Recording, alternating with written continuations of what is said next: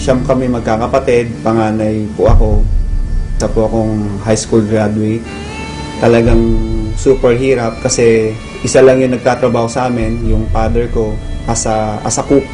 Nung nag-aaral ako ng high school, pinilit ko na magkaroon ng pagkakitaan yung time na yon, yung pa-ending, para lang po meron akong pera, pang tuition, lahat ng oportunidad, basta kaya ko, ginagawa ko.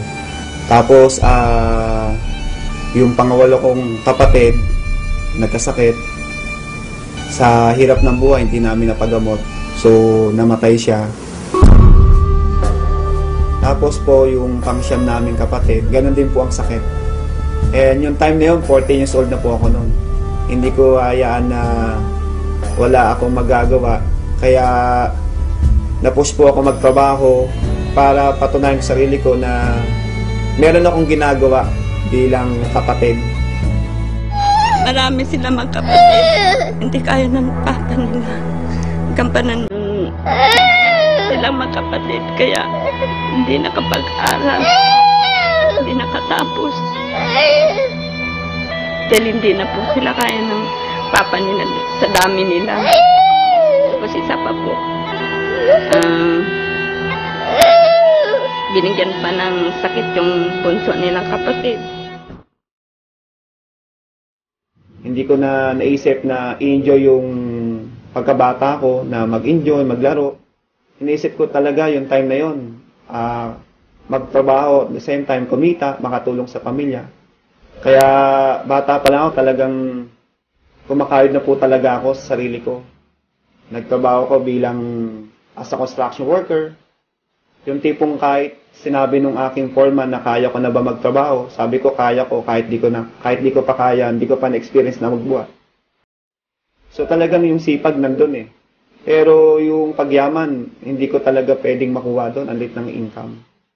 Kaya nalalangin ako na sana merong opportunity na pwede pa akong kumita na mas malaki. At the same time, pwede kong makuha yung wala po ako. Thankful po ako kasi merong oportunidad ng Royal Business Club na isang katulad ko, posible na magtagumpay sa buhay, na yung nakukuha ng mga professional, na magkaroon ng magandang buhay, pwede sa Royal. Ito po ang magbibigay sa akin ng chance na pwede kong maabot yung mga pangarap ko sa buhay. Binigyan po ako ng chance na makita ko ang Royal para po makuha ko po yung mga pangarap ko na magkaroon ng magandang buhay. Hindi naman ganun kadali ang lahat. Yung mga kakilala ko ayaw maniwala sa akin. Yung mga hindi ko kakilala, sila yung ina-approach ko sa Royal. Kung nasan po ako, diba, sumakay ako ng bus, sumakay ako ng jeep, kumain ako. Tapos lagi po ako merong flyers. Talagang sabi ko, okay lang to. Talagang ginagawa ko na lang siya as a challenge para sa akin. Hanggang dumating sa time na merong taong naniwala sa akin. Ang maganda po doon, nakita nila yung pakisama ko. At ayun po yung naging dahilan para po gawin nila ang Royal. Nandun po talaga yung sinseridad ko na tulungan sila para po magawa nila yung tama yung negosyo ng Royal. Kaya yung nagsisimula po ako, yung unang mga naniwala sa akin, yun po talaga yung unang tinulungan ko at hindi ko pinabayaan na hindi sila maging successful para po makuha nila yung mga pangarap nila sa Royal. Kaya ngayon po, yung mga pangarap ko, isa-isa ko na pong natutupad. Ngayon dahil sa Royal, yung pangako ko sa magulang ko, natupad ko po na mabigyan po ng bahay.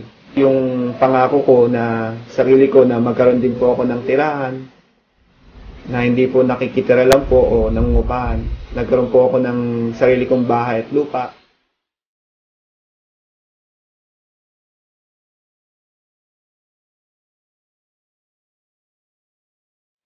Dati, amigaan ko, papag, kawayan. Pero ngayon, nakakutsyon na ako. Isang room. So, sa second floor, meron po tayong 3 room. Lahat ng makita niyo po ngayon, lahat po yan. katas po ng Royal. Tapos po, nagkaroon po ako ng pangalawang sasakyan, brand new. Yan ko, yung kulay white Montero, pangalawang sasakyan ko na nabili sa Royal. Tapos po, after 5 years, hindi ko po ito pinangarap, pero sabi nga sa Royal hindi po bawal managinip. So masasabi ko, itong pangarap na nakuha ko, ito po yung panaginip na pangarap. Pero dahil sa Royal, yung panaginip na pangarap ko nagkatotoo. Nakabili po ako ng sports car 911 Turbo Porsche. Kaya sa Royal, hindi mo in-expect ipagkakalob sa'yo, kahit di mo pangarap, matutupad. Hindi po ako mapaniwala na isang katulad ko, nagdadrive po ako ng sports car. Kaya thankful po ako sa Royal, sa Panginoon, kasi binigyan po ako ng magandang resulta. Sila po yung may daylan o may plano po neto. Bakit ko po nakuha ito? Ang laki ng kita ko na binibigay sa akin ng Royal. Na imposible po sa labas na pwede kong kitain yun.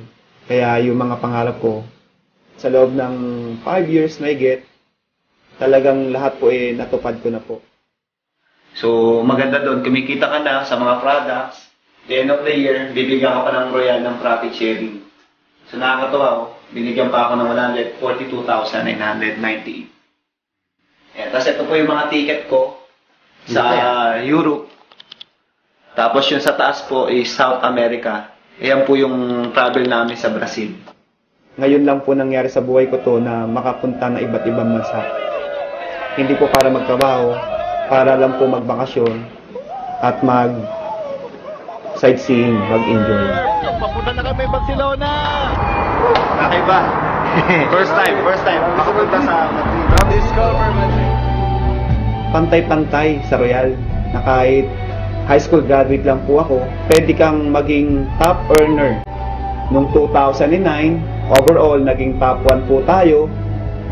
And 2010, naging top 1 uli. And 2011, naging top 1. Ako din po yung unang-unang na-recognize po ng Chairman Circle. At ako rin po yung kauna-unahan din po na nakapasok din po sa Movers and Shakers. We know today that it is Mr. Arnel Salazar who made it first in the Movers and Shakers circuit. Para sa lahat, at lalo na sa mga katulad ko rin, tuloy lang kayo sa ginagawa natin sa Royal. Pagsipagan lang natin kasi naniniwala ko na sa Royal Business Club na po tayo. Ito na po yung right vehicle. Darating po yung time, magugulat na lang po kayo, nandyan na lahat po yung pangarap natin. Sa lahat ng ginagawa natin, sa lahat ng paghihirap na ito, bandang dulo, expect nyo, meron din pong naghihintay na magandang resulta.